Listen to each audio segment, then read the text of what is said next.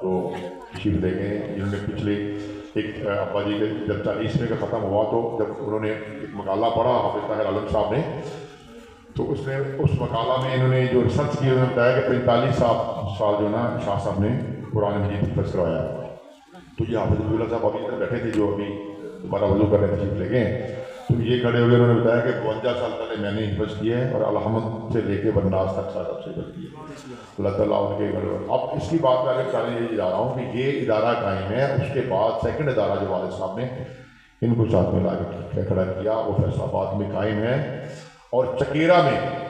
باقی مزید شاہ صاحب بھی آپ کو بتائیں گے شعبہ حفظ، شعبہ قرات اور درس نظامی کی جیت علماء کرام جو ہیں وہ کلاسیں لیتے ہیں،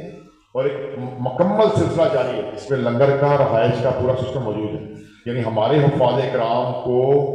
شعبہ حفظ کے بعد درس نظامی کے لیے اپنے ہی ادارے میں تو تمام سہولیات موجود ہیں جو ان کو چاہیے، یعنی آپ کا ہی سیکنڈ ادارہ موجود ہے۔ اور اب جو ہے تقریباً 3 ماہ میں سنتا ہوں شاہ صاحب سے الحمدللہ اب ایک یونیورسٹی لیول پہ ایک ادارہ بنانے کی کوشش کی جا رہی ہے۔ جیسے نا یہ آپ جگہ بہت میں کر رہے ہیں، ابھی میرے ساتھ ہوگی مزید یہ بتائیں گے، یعنی یہ ادارہ جو آپ کو نظر آ رہا ہے صرف یہی نہیں ہے، اس کے والد صاحب کے اور بھی بہت سارے کارنامے ہیں۔ یعنی اب ایک یونیورسٹی کی جو ہم نے 40ویں پہ ہم نے اناؤنس کیا تھا، پہلے ختم پہ بھی اناؤنس کیا تھا کہ چلو ہماری زندگی رہی تو آگے جائے گا، تو اب شاہ صاحب اس یونیورسٹی کا انشاءاللہ بہت جلد سنگ بنیاد رکھنے جا رہے ہیں جو اکڑو میں ہے،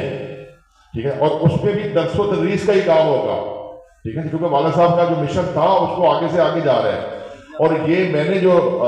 دیکھا ہے یا جو ہم نے ایک ابا جی کی پوری زندگی کے ساتھ ساتھ اپنی زندگی کو بھی گزار کے ہم بیٹھے ہوئے کافی اب ہماری عمریں بھی ہو گئی ہیں، ہم نے دیکھا جو قاری صاحب بات کر رہے تھے کہ یہ دین کا کام جو بندہ خلوص سے کرتا ہے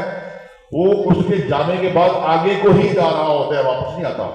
اور یہ وہ آٹومیشن ہے جو کہتے ہیں نا خود کمپیوٹرائز نظام ہے جو خود چلتا ہے، اور یہ وہ نیکیاں ہیں جو آپ کے نامہ اعمال میں قیامت تک چلتی رہتے ہیں۔ میں سمجھتا ہوں کہ سب سے بڑا صدقہ جاری یہی ہے۔ تو اللہ تعالیٰ علم و عمل کی توفیق عطا فرمائے، اور ابا جی رحمۃ اللہ علیہ کے صدقے ہمیں بھی اور زیادہ توفیق عطا فرمائے کہ ہم میکسیمم دین کا کام کر سکیں اور ان کے ان کی نقش قدم پہ چلنے کی کوشش کریں۔ اللہ تعالیٰ ہمارے علم و عمل میں برکت فرمائے۔